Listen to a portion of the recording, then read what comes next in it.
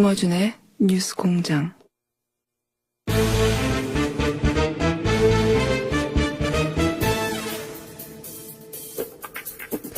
정치 구단주 국민의당 박지원 전 대표 나오셨습니다. 안녕하십니까? 안녕합니다. 안녕합니다로 지난주부터. 그런데 예. 제가 처음으로 예. 교통방송을 들으면서 예. 폐쇄할 부분이 하나 있어요. 요 박영선, 나경원. 예. 이 사람들 방송 안 시켜야 됩니다. 지금 듣고 오는데 나경원이 하도 말하고 박영선 하니까 방송이 안 들려요. 그런 방송을 왜 해요? 그리고 두 채널이라고. 예. 또 한 가지 내가 놀란 것은 네. 왜 김어준 공장장을 TBS 라디오에서 예. 또 뭐 SBS에서 네. 비록 나는 한번 초청도 안 했지만은 네. 이렇게 인기가 있는가 했더니 그래도 뭐 아는 게 하나 있더라고요. 아는 게 하나 있더라고요. 네, 내 방송 들으니까 예. 안철수 대표는 전당대회 안 하려고 저런다 예. 라고 말씀해서 김어준 동거 아니야? 전당대회 없는 응? 통합을 어떻게 하나? 네. 참 무식하다 했는데 이게 보니까는 확실히 똑똑하고 유식하고 예언가다. 칭찬 한번 해드릴게요. 기분 좋죠? 최초로 칭찬해요. 최초로. 아니 진짜 나 깜짝 놀랐어요. 예. 전당대회 없는 통합. 네. 이건 아프리카나 마치 박정희 전두환이 선거를 없애고 체육관에서 통대 직원들 해놓고 98% 받는 네. 또 북한에서 김일성, 김정일, 김정은 딱 세습한 게 안철수입니다. 어쨌든 정치인들은 이거는 불가능하다고 다들 얘기하더라고요. 예. 이건 아니죠. 정당법 19조에 예. 정당의 통합과 해산은 전당대회에서만 할 수 있는 거예요. 그렇게 다들 알고 있고 네. 그거를 그런데 안철수 대표가 어떻게 김정은을 욕하죠? 백원 그대로 하는데? 어제 노회찬 대표도 그거는 뭐 안 된다고. 예. 안 되죠. 안 된다고 하시는데 저는 전당대회 없애려고 하는 거다 딱 보면 모르겠냐고. 그런데 뭐 하기야 그런 거라도 아니까 여기서 뭐. 그런 거라도 아니까. 이제 내가 그 자리 달라고 얘기 안 할게요. 그냥 마르고 닳도록 하세요. 근데 이건 진짜 우리 전당사의 길이 기억되겠죠. 오, 전당대회 없이. 전 세계 전무후무하죠. 박정희, 전두환, 김일성, 김정일, 김정은, 아프리카의 뭐 촌배 이런 사람들. 촌배. 야. 근데 이제 그 전당대회가 아마 성원이 안 되거나 3,000 이상은 못 모으거나 아니면은 통과가 안 되거나 그런 리스크를 굳이 져야 되느냐 이렇게 생각했을 것 같고 그런데 이제 정당에 계셨던 분들은 모두 반대했겠지만 안철수 대표는 상관이 없다고 생각했을 거라고 저는. 예. 그런데 그걸 해왔던 걸 보면. 예. 민주평화당도 그래도 역시 이상돈 목 잘린 전당대 의장은 이해를 하더라고요. 전당대회를 하건 하지 말건 대표당원을 어쩌건 그냥 놔둬버리면 되지. 저렇게 뭐 간섭하니까는 엄포 놓으니까 저런 짓 해서 어제 언론에 보세요. 하루 종일 이건 무리수는 진짜 무리수. 안철수의 새정치는 제가 이미 조종을 울렸다. 이거는 두고두고 본인의. 예. 이제 끝났죠. 서울시장? 구청장도 안 돼요. 어쨌든 안철수 대표 정치를 하는 한 이 사안은 계속 꼬리포처럼 그렇죠. 달라붙겠죠. 우리 정당사의 길이 기록될 거예요. 용팔이 전당대, 정운갑 전당대, 안철수 전당대도 없는 전당대. 그게 전당대회가 아예 없었으니까 이거 상상을 못하니까 다 정치인들은 이거 안 된다고 했는데 안 할 거라고 했는데 한 거죠. 예, 이거 정말 골 때리는 일입니다. 그러면 중재파들은 어떻게 합니까? 중재파들도 기분을 안 좋나 보더라고요. 중재파들은 뭐 솔직히 조금 움직이고 있는 건 사실이에요. 예. 우리 쪽으로. 그래요? 예. 근데 민주평화당으로 오겠다고 하는 사람들도 몇 사람 계시고 아직도 계산하는 사람들도 계시는데 저는 그렇게 생각합니다. 정치인, 지역구 의원은요. 거듭 말씀드리지만 자기가 중요한 게 아니에요. 유권자, 민심이 중요한데 지금 다 호남 지역구 아니에요? 10명 모이면 8명에 9명이 안철수 요구하는 재미로 지금 호남에서는 살아요. 그렇기 때문에 못 갑니다. 가더라도 다음 선거가 위험해요. 그래서 어쨌든 고민을 하고 있겠지만 결국은 뭐 시간의 문제일 뿐 합류하게 될 것이다. 저는 그렇게 봅니다. 민주평화당이. 그리고 또 어제 박주선 부의장하고 수차 전화를 했는데 또 어제 저녁에 박주선 부의장이 저는 시청 못했어요. 네. 병원에 있어서 이 TV조선 강적들에 출연해가지고 나도 깜짝 놀랐어요. 안철수하고 박지원이 물에 빠지면은 네. 누구를 건질 거냐 그렇지, 이렇게 보셨습니까? 질문을 했대요. 예. 그러니까 둘이 다 안 건지고 물에 빠져 죽어버리기를 바란다는 식으로 얘기를 했다고 해서 야 그래도 너는 나하고 형님 동생하고 그렇게 하는데 그 사람 같으면 둘이 다 건져야죠. 어떻게 생명이 물에 빠져 죽게 그러면서 그 이유가 뭐랍니까? 자기는 보수다. 보수라고 말할 만한 정치 이력이죠. 그 이력이 그렇죠. 네. 그리고 그 유승민을 만나보니까 네. 햇볕 정책을 반대하는 것도 아니고 호남을 반대하는 것도 아니더라 하고 높이 평가하는 걸 보면은 어제 그 강적들은 지난 주말에 녹화한 거거든요. 제가 출연해 보더라도 그때의 신경을 지금 오늘로 어제로 해놨기 때문에 오늘 결정하는데 그게 좀 발목을 잡지 않을까 하는데 박주선 부의장도 상당히 어제 저하고는 얘기가 잘 됐다. 그런데 사람 마음 알겠어요? 그렇죠. 안철수 대표도 제가 그렇게 믿었는데 전당대도 안 하고 통합하는. 그래서 내가 요즘 연설하러 다니면요.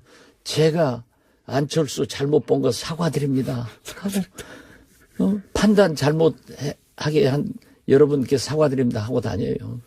송기석 의원이 저희 뉴스공장에 나와서 저는 비서실장이어서 사실은 안철수 대표 입장을 이제 강변하고 대변할 줄 알았는데 한 중간쯤 오셨더라고요.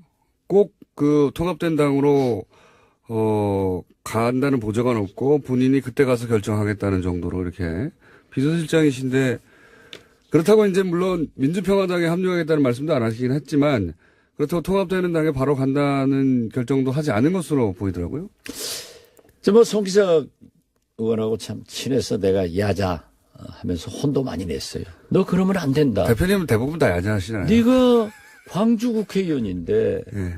5.18 정신, 광주 정신을 훼손하는 사람들하고 어떻게 같이 가느냐.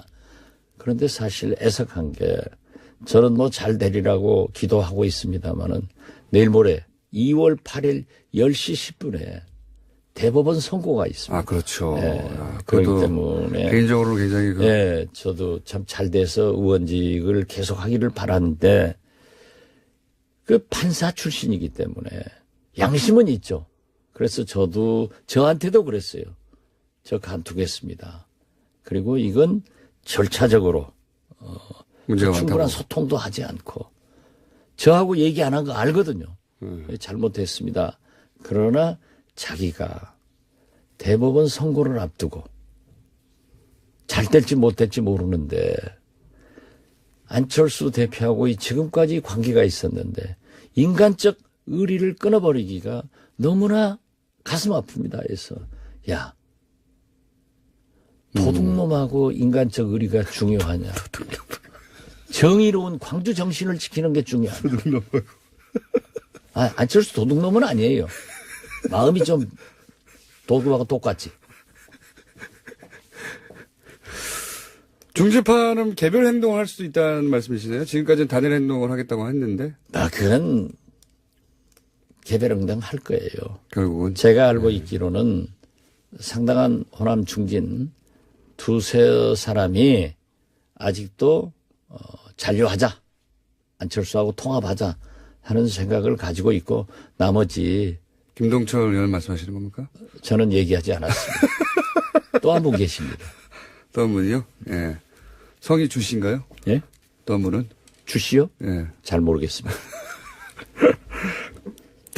알겠습니다. 그 두 분은, 통합에 어떻게든 합류하는 쪽으로 마음을 기우신 듯한 인터뷰들이 있더라고요. 주승용 의원은 그런 의사를 표시했지만, 예. 김동철 의원은 성격상 예. 잘 몰라요. 성격상. 저하고 예. 제가 청와대 비서실장 할 때 행정관에서 비서관으로 승진시켰고, 권노법원 보좌관을 했기 때문에 수십 년 알고 지내요. 네, 수십 년. 그렇지만 김동철 대표의 성격은 네. 하루에 네. 냉탕, 온탕만 왔다 갔다 하는 게 아니라 냉탕, 열탕을 12번씩 왔다 갔다 하니까 그때 들어봐야 알아요. 아무도 예측할 수가 없군요. 예. 예. 그런데 굉장히 정의로운 사람이기 때문에 저는 광주 5.18 정신을 훼손하는 일은 결코 없을 것이다. 이렇게 말씀드립니다. 그렇게 되면은 MB 얘기 좀 합시다. MB 얘기요? 예. 그럼 민주평화당은 어떻게 됩니까, 그러면? 창당 잘 되고 있나요? 장당 오늘 또 이 방송 끝나면 저는 여수로 KTX 타고 내려가요. 오늘 정당의 요건인 서울, 경기, 광주, 전남북 시도당 창당대회를 해가지고 2월 6일 날 하는데 잘 됩니다. 분위기가 좋습니까? 아, 좋습니다. 아, 지금 보세요. 그 요즘 여론조사. 항상 웃으시니까. 아니요. 예. 여론조사 어제 나온 걸 보면은 우리가 3%였던데 예. 7%로 올랐더라고요. 그래요? 예. 아직 전 못 봤는데. 7%로 잠시 후에 올랐고. 듬습니다. 네. 그리고 물론 이 국민의당과 바른정당을 합쳐놓으면 약 11% 되더라고요. 그리고 11% 나온다. 그러지만은 제가 자꾸 말씀드립니다만은 야권 통합, 동서화합 이렇게 물으면은 다 지지합니다. 그런 효과가 그런데 우리는 자꾸 국민의당 반대파, 호남당 이렇게 물으면서 부정적인 민주평화당 예. 이러니까 그래도 7%가 오른 거 보고 몇 명입니까, 그러면? 처음에 딱 창당된 순간에. 우리 의원들이요. 예, 숫자를 말씀해 주세요. 지금 현재 확실하게 서명한 사람은 박주선 부의장은 200만 원까지 냈는데 예. 자기가 받는다고 하면은 17명입니다. 17명. 예. 그런데요. 예. 연연할 필요 없어요. 그럴 필요 없다. 예, 개문 발차하면 다 온다. 결국은 다 오게 되겠다. 그럼 다 오게 되는 시점은 올림픽 이후? 올림픽 그럴 지금? 거예요. 예. 우리가 창당하면은. 창당하면. 그리고 아니 의원들이 예. 법을 만드는 사람이고 지키는 것은 잘 안 지킨다고 사회적으로 비난을 국민들로부터 받지만은 전당대회도 없는 통합을 보고 어떻게 그 전당대회. 불의한 예. 당에 남아 있겠어요. 그 전당대회 안 하는 건 진짜 상상하기 힘든 일인데 어쨌든 그렇게 됐습니다. 이건 완전히 세계적 기네스북에 오르는 일이에요. 정당사에 기록되고. 예. 보통은 이제 과장이신데 이건 맞습니다. 이게 기네스북에 오를 만한 얘기를 합니다. 아니, 나는 칭찬해 주니까 나한테 과장한다고요? 방송 시작하기 전에 나보다 과장해서 말하라고 얼마나 꼬드기고 말이지. 저러니까 공장장 믿지 마세요. 청취자 여러분, 박지원을 믿으세요. 자, 이명박 전 대통령이 올림픽 개편막식에 초청장을 받고 본인이 참석하겠다고 했어요? 예. 왜 그랬다고 보십니까? 참석해야죠. 그래도 지금 현재 예. 우리나라 헌정사 얼마나 불행합니까? 전직 대통령 예우를 받고 있는 대통령은 이명박 대통령 한 분입니다. 현존하는, 그렇죠. 네, 생존하는 대통령 중에서.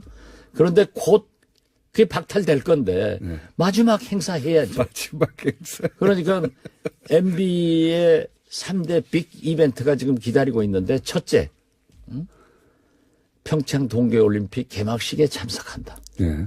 두 번째, 서울중앙지검 앞에서 기념사진 찍는다. 세 번째, 서울구치소로 향하는 모습 사진 찍는다. 이게 기다리고 있는 거예요. 그래 가야죠. 3대 이벤트입니까? 3대 이벤트죠. 이제 그 딱 제가 맞을 테니까 이번에는 제가 맞으면은 진짜 박수 쳐드릴게요. 예. 박수만 칠 게 아니라 커피 한 잔 사세요. 알겠습니다. 그런데 최근의 뉴스로는 김대중 전 대통령 뒷조사를 대북 공작금으로 했다. 이 뉴스도 계속 타고 있습니다. 저는요. 예.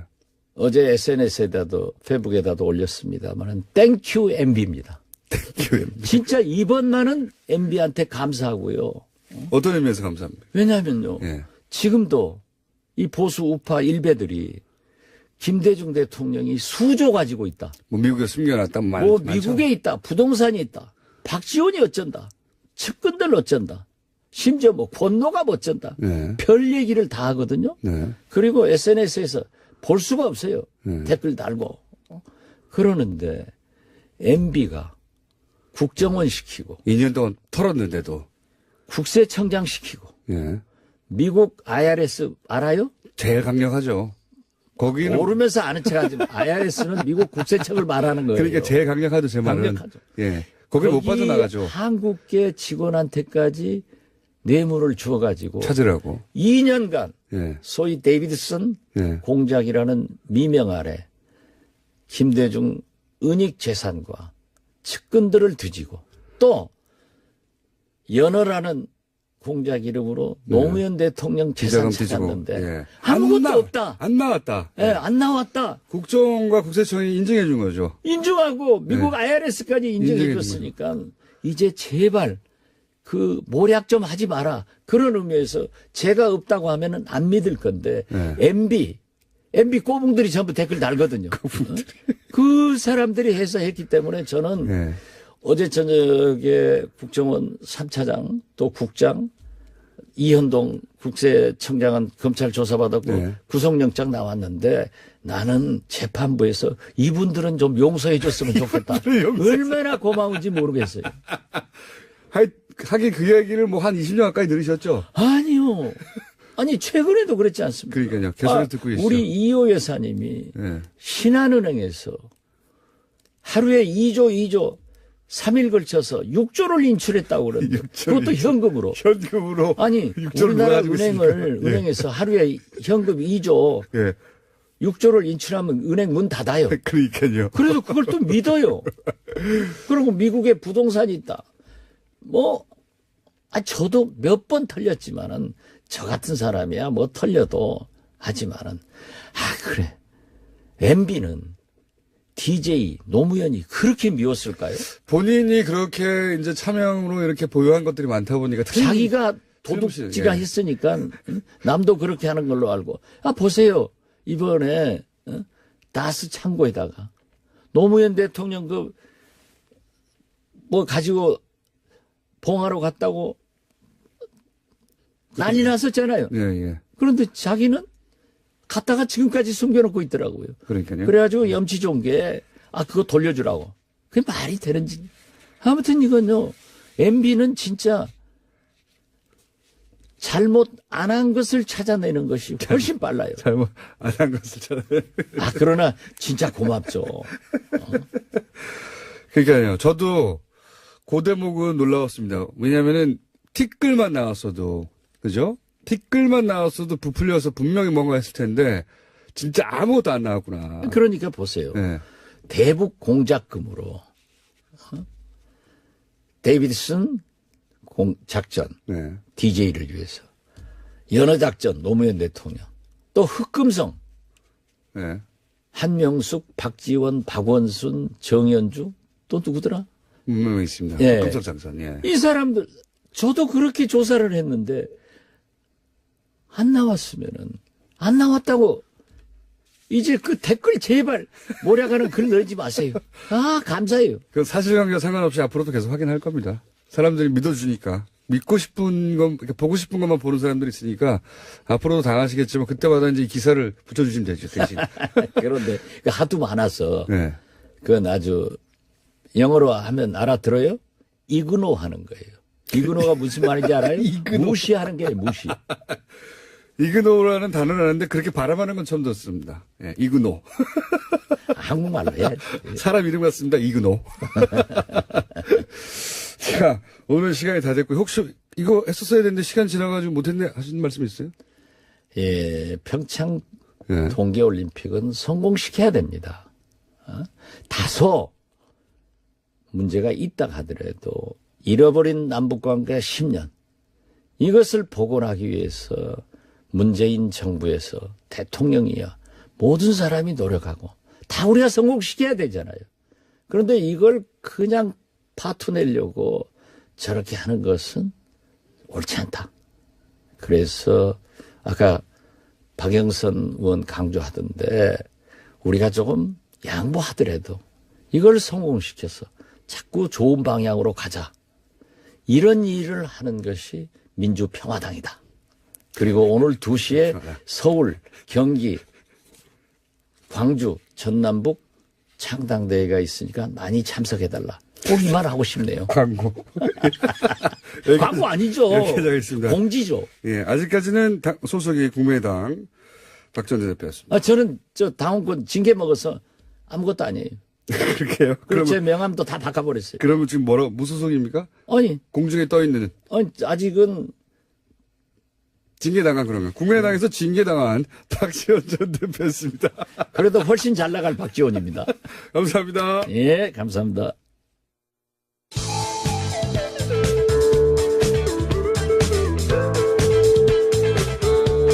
상식이 통하는 세상을 만들고 싶은 시사 요정 김어준입니다.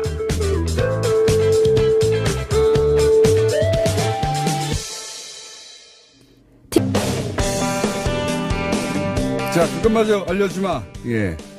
틈새에서 빠르게 주중에 여론을 알려드리는 시간입니다. 다 대부분 뭐 주말 주초에 하는데 저희만 주중에. 그러다 보니까 다른 조사하고 항상 다릅니다.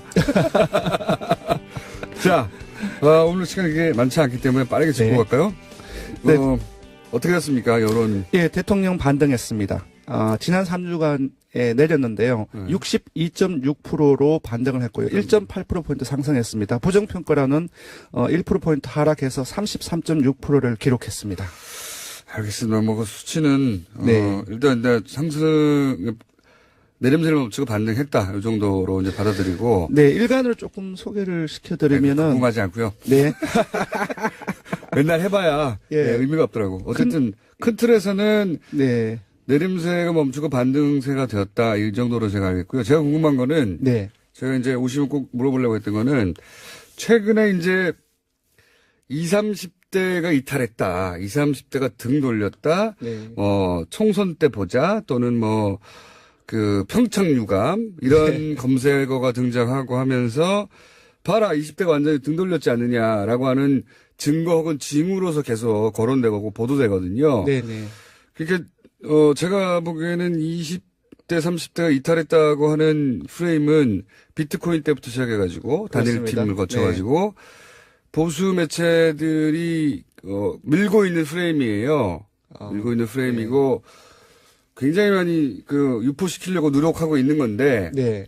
그러면 여론조사 전문 기관에 계시니까 전문가로서 쭉 추이를 보실 거 아닙니까? 네네. 그럼 결론적으로 말해서 20대 지금 평균 지지율 어떻게 됩니까? 최근에. 이번 주는 어떻습니까? 70.7%입니다. 어디 이탈했다는 거야? 그리고 그러면 30대는요? 30대도 지금 30대는 30대도 70.6%이고 40대도 74.3%로 40대 이하 핵심 지지층이라고 일컬어지죠. 모두 70%대를 바로 회복을 했습니다. 네. 그러니까 이제 단일화 이슈, 단일팀 이슈 있을 때 출렁인 건 맞죠? 네, 맞습니다. 그렇죠? 네. 그리고 이제 이게 문재인 대통령 지지자들의 특징이기도 한데 이렇게 탄력적으로 회복하는데 네네. 70%대로 다 회복됐군요. 왜냐하면 네. 20대가 예. 좀 남북 관계 그리고 안보 문제에 있어서 보수적 성향을 가지고 있다 할지라도 그것은 상대적인 보수성이고 네. 그리고 사실 20대가 현 정부로부터 이탈한다 할지라도 야권으로 가기에는 상당히 그들의 어떤 지향성이라든지 괴리가 크기 때문에 상당히 20대가 민감합니다. 이동이 심합니다. 그래서 금방을 회복을 한 거죠. 사실상 60%대로 지난주 떨어졌는데 50%대 가는 거는 거의 없을 것이다라는 생각이 듭니다. 70%대 회복했는데 거꾸로 기정사실화하는 기사들이 많이 나와요. 예, 왜냐하면 지난주에 저도 기자분들의 무수히 많이 전화를 받았는데 거의 반 이상이 20대, 30대 얘기였어요. 이탈했냐. 네, 왜냐하면은 이탈했냐. 왜 이탈했느냐. 이 네. 프레임이 네. 굉장히 부서가 원하는 프레임이거든요. 네. 이탈해라 하거든요. 이탈했다가 아니라 사실은 예, 그래서 신문이라든지 포털 뉴스에 많은 그 정치 관계 어떤 분석 기사에서 20, 30대 얘기가 엄청 상당히 많이 많아요. 나왔습니다. 네. 그러니까 이탈은 기정사실화 한 다음에 왜 이탈했냐를 분석하는 네. 그거는 연불이거든요. 일종의 네, 네. 이탈하길 바라는 영원하는 연불 기사라고 저는 보는데 그런 걸. 예, 그런 프레이밍이 조금 예 있는 것 같아요. 네. 그래서 이제 그렇게 만들고 싶은 거죠. 네. 근데 사실은 수치는 그렇지 않다. 네. 그래서 궁금해서 여쭤봤어요. 하도 기사들이 많이 쏟아내니까 그렇습니다. 실제 그런 거 여쭤봤더니 그 실제 수치는 그냥 70%대로 네, 그렇습니다. 예전처럼 돌아왔다. 이걸 네. 말씀드리고. 맞습니다. 그러니까 그런 프레임 좀 그만 좀 뿌리라는 겁니다. 뭐 제 말 제가 그렇게 말한다고 더 이상 안 뿌리고 그런 건 아니겠지만. 네네네. 예, 정당 어떻습니까? 정당. 예, 정당지도 짧게 소개시켜드리겠습니다. 짧게 예, 하죠. 민주당이 48.5%로 다시 상승을 했고요. 한국당이 지난주에 19대 대선 이후 처음으로 20%대를 넘어섰는데요. 소폭 하락했습니다. 19.7%이고요. 바른정당이 5.8%, 정의당이 5.5%, 국민의당이 4.7%입니다. 그 전당대회 관련해서 많이 논란이 있었는데요. 29일 월요일에는 3.3%로 창당 후 최저치를 기록했고요. 예, 많이 이탈을 했습니다. 잠재정당 지지도 바로 넘어가면은 통합개혁신당이 1.6%포인트 하락해서 11%, 그리고 민주평화당이 아까 7%라고 말씀하셨는데 저희 지표로는 조금 하락을 해서 2.9%가 나왔습니다. 알겠습니다. 네. 이거는 양당 모두 창당을 한 다음에 창당한 이름으로 여론조사를 해봐야 이제 제대로 나올 것 같긴 한데, 어쨌든 참고하시라고 말씀드린 것이고. 예, 통합개혁신당을 지난주에 모든 지역에서 10%대를 넘었었는데요. 이번 주에는 이제 대구 경북이라든지 그 부산 경남 울산 그리고 호남에서 상당히 많이 빠져서 한 자릿수로 떨어졌습니다. 네, 20대도 16.4%에서 17.8%로 많이 떨어졌고요. 부정적인 뉴스가 너무 많이 나오니까요. 네, 이게 그렇습니다. 아직 전당대를 아예 안 한다는 뉴스가 나오기 전에 이야기니까. 근데 이제 언론들이 전당대를 안 한다는 게 어떤 의미인지 잘 전달을 안 하고 있어요. 이거 우리 정당사에 없는 일이거든요. 저로서는 오랫동안 예, 당원 이 투표 분야에 예. 있었던 사람으로서 네, 조사 개요를 말도 안 불러드리면은 되는 예, 이번 주중조사는 TBS 의뢰로 이번 주 월요일부터 수요일까지 사흘 동안 전국 19세 이상 1,501명을 대상으로 했습니다. 유무선 전화면접 자동응답 혼용 방식을 실시했고 표본 오차는 95% 실수 플러스 마이너스 2.5%포인트, 응답률은 5.1%였습니다. 자, 재밌는 조사를 하나 했습니다. 그것마저 알려주면. 이명박 전 대통령이 참석하겠다고 선언을 했고, 정부도 당연히 초청을 했으니까 그랬던 네. 거고요. 그런데 이제 일반인들은 그러면, 네. 이명박 전 대통령이 평창올림픽 개폐식에 참석해야 하나요? 말아야 하나요? 찬성이 다소 높습니다. 48.2%가 나왔고요. 반대는 44%가 나왔습니다. 야, 또 박빙이네요. 네, 왜 그러냐 하면 제가 생각을 해봤더니 예. MB 정부 때 유치를 했습니다. 그 발표가 2011년 7월에 나왔었고요. 네. 그리고 그래도 전직 대통령이지 않느냐. 네. 여러 의혹이 휩싸였지만. 그래서 호남도 찬성이 높고, 그리고 심지어 가장 그 진보적인 성향을 보이는 30대에도 네. 다소 찬성이 높습니다. 금방 말씀드린 두 가지 요인 때문이 아닌가 싶고요. 네. 네, 그렇습니다. 그러니까 의외에, 근데 그 찬성 반대는 그렇게 단순하게 진보 보수, 의 프레임이나 혹은 뭐 정당 프레임으로만 해석할 수 없다고 봅니다, 저는. 네. 왜냐면은, 그래도 마지막 가는 길에 선물을 줘야 되지 않니? 이런 심리가 이 안에 있고, 또 하나는, 아유, 그런 심리보다는 그래도 네. 전직 대통령인데. 그게 이제 이 전문가들의 분석이고요. 이거 고민되거든요, 순간적으로. 순간적으로, 내가 이명박 전 대통령을 좋아하진 않지만, 그래도 말씀하신 대로, 본인이 유치한 거니까, 그건 네. 보게 해줘야 되지 않느냐? 이런 이제, 인간적인 네. 마음도 있지만, 또 하나는, 요렇게 한 다음에 감옥에 보내버려야지. 이런, 쌤통이다. 이런 마음도 그 안에 복잡해요, 이게. 그래도 평창이 국가적인 대사인데 그래도 평창은 잘 치러되지 않겠느냐 참석하고 또 이제 그런 정반대 분이 쪽 많겠죠. 보수 측에서 일부는 이렇게 해서 이제 화합하고 그래서 이제 더 이상 이런 수사도 하지 말고 이런 마음으로 찬성을 누르실 분들도 있을 것이고요. 네. 굉장히 복잡한 네. 이거 분석 한번 해봐 주세요. 수치는 그렇습니다. 전 동의하겠습니다. 제가 지금은 시간이 없는데 제 말은 요걸 한번 분석해 달라. 알겠습니다. 예. 네. 다시 한번 말씀드렸지만 찬성 48.2%, 반대 반대 44.0%였습니다. 44%였습니다. 잘 모름 갈등하다가 잘 모름 7.8%. 단순한 문제인데 잘 모름. 예. 여기까지 하겠습니다. 리얼미터의 권수정 조사 분석 실장이었습니다. 감사합니다. 고맙습니다.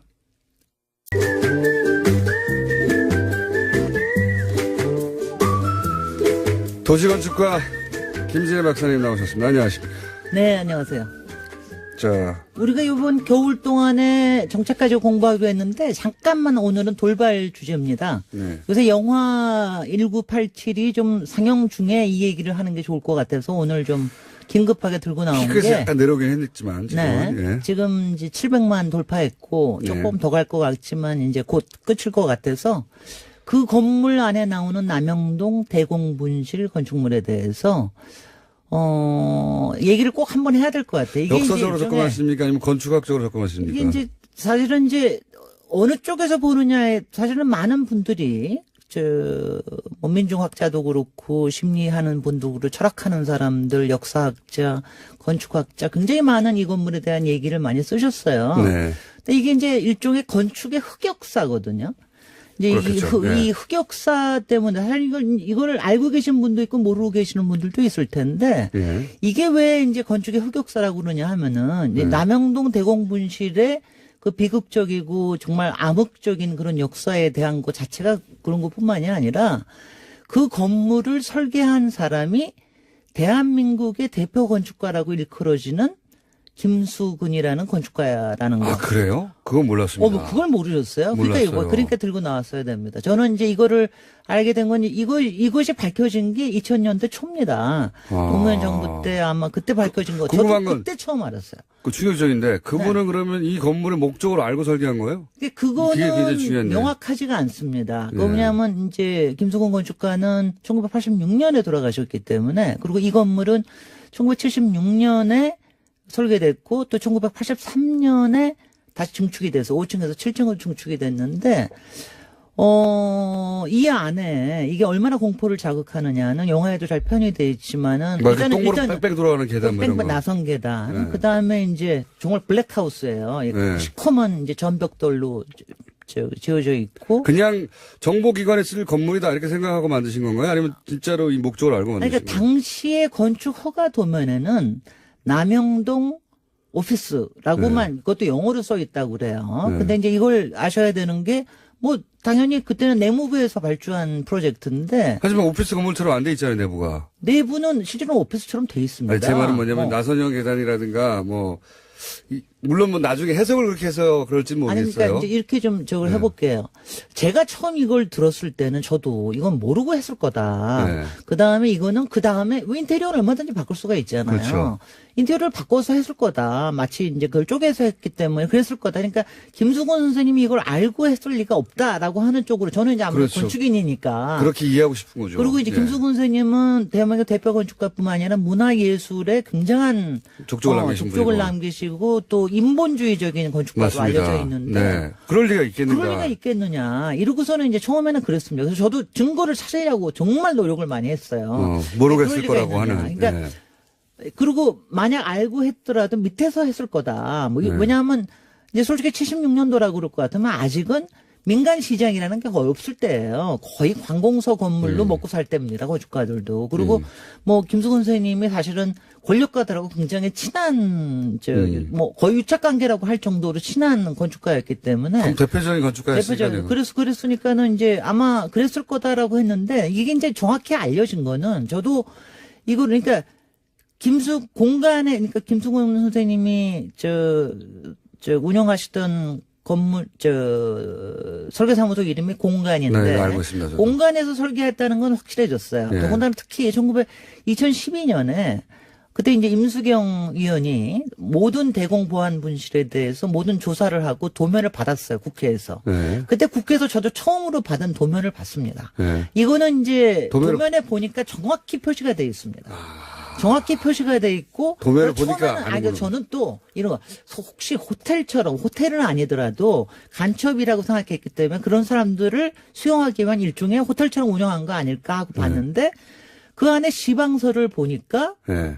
처음부터. 그 욕실은 오픈 욕실에다가 네. 오픈 욕실은 안 하거든. 욕실을 만들더라도. 그리고 그 뭐 바깥에서 감시하는 거라든가 모든 그 흡음재를 쓴 거라든가 조명을 바깥에서만 할 수 처음부터 있다. 그렇게 돼 있어요? 이런 게 다 시방서로에 돼 있는 거예요. 근데 아직도 정확치 않은 거는 그게 83년에 증축할 때 그렇게 만든 건지 아니면 애초부터 1970년도 만든 건지. 애초부터 그렇게 만든 건지는 명확치가 않습니다. 그러니까 건물의 그 주요 골자를 만들 때는 그 목적을 모르고 만들었을 수도 있는 여지가 아직은 남아있네요. 아직은 남아있는 거죠. 근데 네. 이제 이거를요, 이거 저도 가끔 이거는 정말 흑역사라서 저한테도 충격이었고 그래서, 그래서 그 다음에 이제 여러 가지를 오픈 상상을 욕실이라는 건 해보는데 상상할 수가 없죠. 오픈 욕실은요, 정말 네. 상상할 수가 없는 거예요. 그러니까 왜 욕실을 다 제가 열어놓고 도면에다가 합니까? 예. 문 있는 거 아니야? 그리고 문도 챙겨보고 이제 많이 저거 했는데. 근데 시방서 처음부터 그리고 없더라. 이제 좁고 긴 창문, 예, 바깥에 예. 내다볼 수, 바깥에 잠깐 내다만 볼 수 있고, 이제 몸을 투신할 수 없는 좁고 긴 창문. 근데 이게요, 그런 거를 만약에 처음부터 했다면 알고 한 거잖아요. 알고 한 거, 더군다나 왜 5층에다 했느냐, 지하가 아니라, 뭐 이런 등등의. 근데 이제 이게, 사실 이거에 대한 진실은 사실은 모를 수도 있고 사실은 알려질 수도 있어요. 앞으로 저는 이제 솔직히 제 지금 심정이 아니라 그동안의 심정이 사실 공간사가 굉장히 많은 후배 건축인들을 생산을 했고 그리고 그때 일했던 사람들도 다 있습니다. 생존하신 분들이 많습니다. 그분들이 저는 좀 증언을 해주셔야 된다고 생각해요. 진실에 대해서. 그리고 이게 모를 수도 있죠, 그분들도. 아니 모를 수도 있지만 사실 모든 건축 도면에는 누가 책임 취프라는 거 이런 거 다 쓰게 돼요. 누가 도면을 그리고 다 쓰게 돼 있거든요. 알려면 알 수가 있습니다. 그리고 나서서 왜냐하면 이런 거는 이런 흑역사에 대한 거는 명확하게 해야 된다라는 거 하나. 그다음에 또 하나는 이게 이제 그 많은 그 학자들이 분석을 하면서 이게 지킬거 하이드 같은 거다. 이게 이제 왜 더군다나 이제 제가 건축인으로서 굉장히 이 딜레마에 빠지는 건 뭐냐면은 여기 나온 어휘들. 건축 어휘들, 그러니까 전벽돌이라든가, 좁고 긴 창문이라든가, 둥근 입구라든가, 나선형 계단이라든가, 이런 건축 어휘들이 있잖아요. 옵티콘 장상. 네네. 그게 이제 그런 것들이 사실은 김수근 선생님이 설계하시고, 우리나라의 최고 건축물이라고 하는 공간사옥에서도 다 나오는 것들입니다. 그러네요. 다 나옵니다. 네, 그러네요. 공간사옥 가보셨군요. 예, 예. 공간사옥 가보면은, 그렇게 돼 있죠. 정말 한국적이고 그 안에 보면은 그 똑같은 나선형 건물도 똑같이 맞아요, 있어요. 맞아요. 예. 그 전벽돌 똑같은 거 써. 그리고 비슷한 시기에 이게 된 겁니다. 그러니까 제가 이제 이거를 생각하면서 이제 딜레마를 많이 느끼는 거죠. 건축인으로서 사실 일반 시민들도 이게 어떻게 사용되느냐 하는 거에 따라서 공간의 어휘라고 하는 게 굉장히 포괄적으로 또는 굉장히 문화적으로 쓰일 수 있다라고 하는 이 딜레마. 그렇지만 네. 그렇게만 절대로 이해가 안 되는 게 그 욕조를 문 없이 다 보이게 만들어 놓는다든가 창문, 그러니까 사람이 사는 곳인데 창문이 그렇게 좁을 수가 없잖아요. 그렇게 뭐 만든다든가. 창문을 좁을 수는 있기는 있죠. 그거는 있기는 있는데 저는 근데 하여튼 그렇게 욕조를 예. 아니요. 그러니까 뭐 저기적으로 건축적으로 뭐 그런 건물은 사실 많아요. 뭐 센터 사업에서도 그렇고 많이 저거 하는데 하여튼 분명히 공간의 손을 거쳐서 이게 나왔다고 그걸 하는 건 결합하면 확실하고요. 그걸 결합하면 방음제라든가 이거 다 결합하면 바보가 아닌 이상 그게 시방서라는 거. 시방서 그러니까 그걸 다 돼 결합하면 있다는 바보가 아닌 이상 그 목적이 머리에 그다음에 떠오르잖아요. 건축가라고 하는 거는 사실은 누가 어떤 팀장이 그거를 실무를 맡았건 간에 마지막에 대해서 책임지는 게 건축가입니다. 근데 이런 책임감에 대해서 그야말로 지킬과 하이드 같은 일을 했다라고 하는 거. 그러니까 대한민국의 대표적인 건축물, 가장 최고의 작품이라고 하는 작품과 그 다음에 정말 흑역사적으로 가장 암흑의 건물이라고 하는 이 남영동 대공분실이 같은 건축가의 손에 의해서 또 비슷한 건축 어휘에 의해서 만들어졌다고 하는 이것이 참 그렇습니다. 그래서 지금 이거 들으시는 분은요. 여기에 대한 어떤 심판을 내리기 전에 일단은 굉장히 많이 들어가 보시기 바랍니다. 대공분실에 가보시고요. 그리고 저는 사실 지금 이제 대공분실, 남영동 대공분실 같은 경우에는, 박종철뿐만이 아니라, 열사뿐만이 아니라, 김근태 거기는 515였거든요. 그러니까 이런 역사가 있는 데를 지금 경찰 인권센터로 바꿔서 이용을 하고 있지만 앞으로는 역사적 공간으로, 좀 오픈을 해야 된다. 그 다음에 또 하나. 그 공간 사옥에는 지금 담쟁이들을 굉장히 많이 있어서 더 이렇게 풍부하게 만들어주는데 저는 이 건물에도 좀 담쟁이를 좀 올려야 되는 게 아닌가 뭐 하여튼 이런 생각도 한편에서 하고 있고 굉장히 여러 가지 점에서 알겠습니다. 시민들이 생각하기에 굉장히 좋은 건축물이자 건축의 흑역사. 생각할 거를 많이 주는 건축물이네요. 그렇습니다. 예. 여기까지 하겠습니다. 김진애 박사님이었습니다. 고맙습니다. 안녕. 안녕. 모르겠습니다. 알겠습니다. 그 두 분은 통합에 어떻게든 합류하는 쪽으로 마음을 기우신 듯한 인터뷰들이 있더라고요. 주승용 의원은 그런 의사를 표시했지만 예. 김동철 의원은 성격상 예. 잘 몰라요. 성격상 저하고 예. 제가 청와대 비서실장 할 때 행정관에서 비서관으로 승진시켰고 예. 권노법원 보좌관을 했기 때문에 수십 년 알고 지내요. 예, 수십 년. 그렇지만 김동철 대표의 성격은 네. 하루에 예. 냉탕, 온탕만 왔다 갔다 하는 게 아니라 냉탕, 열탕을 12번씩 왔다 갔다 하니까 그때 들어봐야 알아요. 아무도 예측할 수가 없군요. 예. 예. 그런데 굉장히 정의로운 사람이기 때문에 저는 광주 5.18 정신을 훼손하는 일은 결코 없을 것이다. 이렇게 말씀드립니다. 그렇게 되면은 MB 얘기 좀 합시다. MB 얘기요? 예. 예. 그럼 민주평화당은 어떻게 됩니까, 그러면? 창당 잘 되고 있나요? 잠깐 오늘 또 이 방송 끝나면 저는 여수로 KTX 타고 내려가요. 오늘 정당의 요건인 서울, 경기, 광주, 전남북 시도당 창당대회를 해가지고 2월 6일 날 하는데 잘 됩니다. 분위기가 좋습니까? 아, 좋습니다. 아, 지금 보세요. 그래서 요즘 여론조사. 항상 웃으시니까. 아니요. 예. 여론조사 어제 나온 걸 보면은 우리가 3%였던데 예. 7%로 올랐더라고요. 그래요? 예. 아직 전 못 봤는데. 7%로 잠시 후에 오르고. 듣습니다. 네. 그리고 물론 이 국민의당과 바른정당을 합쳐놓으면 약 11% 되더라고요. 네. 그리고 11% 나온다. 그러지만은 제가 자꾸 말씀드립니다만은 야권 통합, 동서화합 이렇게 물으면은 다 지지합니다. 그런 효과가 그런데 것이다. 우리는 자꾸 국민의당 반대파, 호남당 이렇게 물으면서 부정적인 민주평화당. 예. 이러니까 그래도 7%가 오른 거 보고 몇 명입니까, 그러면? 처음에 딱 창당될 순간에. 우리 의원들이요. 예, 숫자를 말씀해 주세요. 지금 현재 확실하게 서명한 사람은 박주선 부의장은 200만 원까지 냈는데 예. 자기가 받는다고 하면은 17명입니다. 17명. 예. 그런데요. 예. 연연할 필요 없어요. 그럴 필요 없다. 예, 개문 발차하면 다 온다.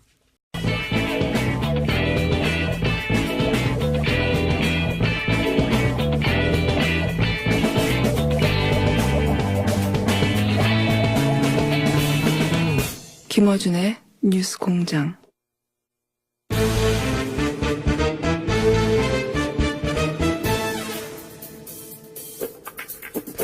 정치 구단주 국민의당 박지원 전 대표 나오셨습니다. 안녕하십니까? 안녕합니다. 안녕합니다로. 지난주부터. 그런데 예. 제가 처음으로 예. 교통방송을 들으면서 예. 폐쇄할 부분이 하나 있어요. 아, 요 코너. 박영선, 나경원. 예. 이 사람들 방송 안 시켜야 됩니다. 지금 듣고 오는데 나경원이 하도 말하고 박영선 하니까 방송이 안 들려요. 그런 방송을 왜 해요? 그리고 두 채널이라고. 예. 또 한 가지 내가 놀란 것은 네. 왜 김어준 공장장을 TBS 라디오에서 예. 또 뭐 SBS에서 네. 비록 나는 한번 초청도 안 했지만은 네. 이렇게 인기가 있는가 했더니 그래도 뭐 아는 게 하나 있더라고요. 많은 게 하나 있더라고요. 네, 내 방송 들으니까 예. 안철수 대표는 전당대회 안 하려고 저런다 예. 라고 말씀해서 김어준 동거 아니야? 전당대회 없는 통합을 어떻게 하나? 네. 참 무식하다 했는데 이게 보니까는 확실히 똑똑하고 유식하고 예언가다. 칭찬 한번 해드릴게요. 기분 좋죠? 최초로 칭찬해요. 최초로. 아니 진짜 나 깜짝 놀랐어요. 예. 전당대회 없는 통합. 예. 이건 아프리카나 마치 박정희 전두환이 선거를 없애고 체육관에서. 체육관에서 통대 직원들 해놓고 98% 받는 예. 또 북한에서 김일성, 김정일, 김정은 딱 세습한 게 안철수입니다. 어쨌든 정치인들은 이거는 불가능하다고 다들 얘기하더라고요. 예. 이건 아니죠. 정당법 19조에 예. 정당의 통합과 해산은 전당대에서만 할 수 있는 거예요. 그렇게 다들 알고 있고 네. 그거를 그런데 안철수 대표가 어떻게 김정은을 욕하죠? 병원 그대로 하는데? 어제 노회찬 대표도 그거는 뭐 안 된다고. 예. 잘 안 되죠. 안 된다고. 그렇게 생각합니다. 정치인, 지역구 의원은요. 거듭 말씀드리지만 자기가 중요한 게 아니에요. 유권자, 민심이 중요한데 지금 다 호남 지역구 아니에요? 10명 모이면 8명에 9명이 안철수 요구하는 재미로 지금 호남에서는 살아요. 그렇기 때문에 못 갑니다. 가더라도 다음 선거가 위험해요. 그래서 어쨌든 고민을 하고 있겠지만 결국은 뭐 시간의 문제일 뿐 합류하게 될 것이다. 저는 그렇게 봅니다. 민주평화당에. 그리고 또 어제 박주선 부의장하고 수차 전화를 했는데 또 어제 저녁에 박주선 부의장이 저는 시청 못했어요. 네. 병원에 있어서 이 TV조선 강적들에 출연해가지고 나도 깜짝 놀랐어요. 안철수하고 박지원이 물에 빠지면은 예. 누구를 건질 거냐 그런 이렇게 질문이셨습니까? 질문을 했대요. 예. 그러니까 둘이 다 안 건지고 안 건지고. 물에 빠져 죽어버리기를 바란다는 식으로 얘기를 했다고 해서 야 그래도 너는 나하고 형님 동생하고 그렇게 하는데 그 사람 같으면 둘이 다 건져야죠. 어떻게 생명이 물에 빠져 죽게 그러면서 그 이유가 뭐랍니까? 자기는 보수다. 그리고 보수라고 말할 만한 정치 이력이죠. 예. 그 이력이 그렇죠. 예. 그리고 그 유승민을 만나보니까 예. 햇볕 정책을 반대하는 것도 아니고 호남을 반대하는 것도 아니더라 하고 높이 평가하는 걸 보면은 어제 그 강적들은 지난 주말에 녹화한 거거든요. 제가 출연해 보더라도 그때의 신경을 지금 어제로 해놨기 때문에 오늘 결정하는데 그게 좀 발목을 잡지 않을까 하는데 박주선 부의장도 상당히 어제 저하고는 얘기가 잘 됐다. 그런데 사람 마음 알겠어요? 그렇죠. 안철수 대표도 제가 그렇게 믿었는데 전당대도 안 하고 통합하는. 그래서 내가 요즘 연설하러 다니면요.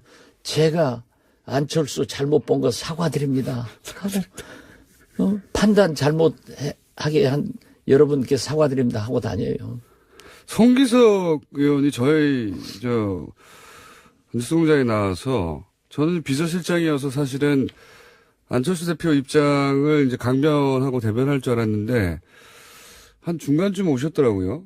꼭 그 통합된 당으로 간다는 보장은 없고 본인이 그때 가서 결정하겠다는 정도로 이렇게 비서실장이신데 그렇다고 이제 물론 민주평화당에 합류하겠다는 말씀도 안 하시긴 했지만 그렇다고 통합되는 당에 바로 간다는 결정도 하지 않은 것으로 보이더라고요. 송기석 의원하고 참 친해서 내가 야자 하면서 혼도 많이 냈어요. 너 그러면 안 된다. 대표님은 대부분 다 야자하시나요? 네가 광주 국회의원인데 예. 5.18 정신, 광주 정신을 훼손하는 사람들하고 어떻게 같이 가느냐. 그런데 사실 애석한 게 저는 뭐 잘 되리라고 기도하고 있습니다만은 내일 모레 2월 8일 10시 10분에 대법원 선고가 있습니다. 그렇죠. 그렇기 때문에 개인적으로 굉장히 저도 참 잘 돼서 의원직을 계속하기를 바라는데 그 판사 출신이기 때문에 양심은 있죠. 그래서 저도 저한테도 그랬어요. 저 간투겠습니다. 그리고 이건 절차적으로 문제가 충분한 많다고. 소통도 하지 않고 저하고 얘기 안 한 거 알거든요. 잘못했습니다. 그러나 자기가 대법원 선고를 앞두고 잘 될지 못 될지 모르는데 안철수 대표하고 지금까지 관계가 있었는데 인간적 의리를 끊어버리기가 너무나 가슴 아픕니다. 해서 야 도둑놈하고 인간적 의리가 중요하냐. 정의로운 광주 정신을 지키는 게 중요합니다. 안철수 도둑놈은 아니에요. 마음이 좀 도둑하고 똑같지. 중재파는 개별 행동을 할 수도 있다는 말씀이시네요. 지금까지는 단일 행동을 하겠다고 했는데 그건 개별 행동 할 거예요. 결국은 제가 알고 있기로는 상당한 호남 중진 두세 사람이 아직도 잔류하자, 안철수하고 통합하자 하는 생각을 가지고 있고 나머지 김동철 의원 말씀하시는 겁니까? 저는 얘기하지 않았습니다. 또 한 분 계십니다. 또 한 분이요? 예. 성이 주신가요? 예? 또 한 분은? 주시오? 예. 잘 뭐 하시는데 저는 전당대회 없으려고 하는 것도 딱 보면 모르겠냐고. 그런데 뭐 하기야 그런 거라도 아니까 여기서 뭐. 그런 거라도 하니까. 이제 내가 그 자리 달라고 얘기 안 할게요. 그냥 마르고 닳도록 하세요. 근데 이게 진짜 우리 전당사의 길이 기억되겠죠. 오이. 전당대회 없이. 전 세계 전무후무하죠. 박정희, 전두환, 김일성, 김정일, 김정은, 아프리카의 뭐 촌배 이런 사람들 촌배.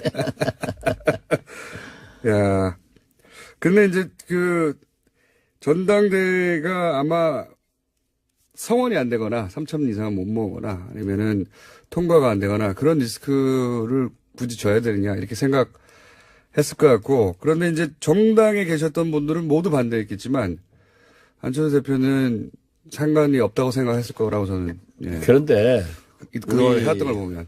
예. 민주평화당도 그래도 역시 이상돈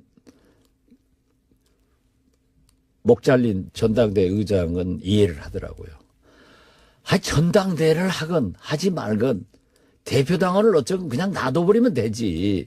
저렇게 뭐 간섭하니까는 하기야 엄포 놓으니까 저런 짓 해서 어제 언론에 보세요. 하루 종일 이건 무리수는 진짜 무리수. 안철수의 새 정치는 제가 이미 조종을 울렸다. 이거는 이제 두고두고 끝났어요. 본인의. 예. 이거 이제 끝났죠. 서울시장, 구청장도 안 돼요. 어쨌든 안철수 대표 정치를 하는 한 이 사안은 계속 꼬리포처럼 그렇죠. 달라붙겠죠. 우리 이거는 정당사의 길이 기록될 거예요. 이거는 용팔이 하지 말았어요. 전당대, 정운갑 전당대, 안철수 전당대도 없는 전당대. 그게 전당대회가 아예 없었으니까 이거 상상을 못하니까 다 정치인들은 이거 안 된다고 했는데 안 할 거라고 했는데 한 거죠. 예, 이거 정말 골 때리는 일입니다. 그러면 중재파들은 어떻게 합니까? 중재파들도 기분을 안 좋나 보더라고요. 중재파들은 뭐 솔직히 조금 움직이고 있는 건 사실이에요. 예. 우리 쪽으로. 그래요? 근데 민주평화당으로 오겠다고 하는 사람들도 몇 사람 계시고 아직도 계산하는 사람들도 계시는데 저는